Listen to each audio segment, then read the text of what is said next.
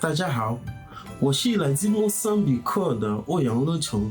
今天我想分享中国和莫桑比克之间经济友谊。多来年，中国和莫桑比克继续深设教育和医疗等领域开展合作，共同增长，共同进步。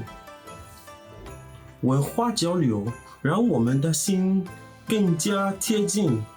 我们学习彼此的语言，欣赏彼此的文化，感受文化融合之美。作为新时代青年，我们携手追梦，用知识和行动创造更加美好的未来。心连心，共筑梦想，祝愿中国和莫桑比克友谊长存。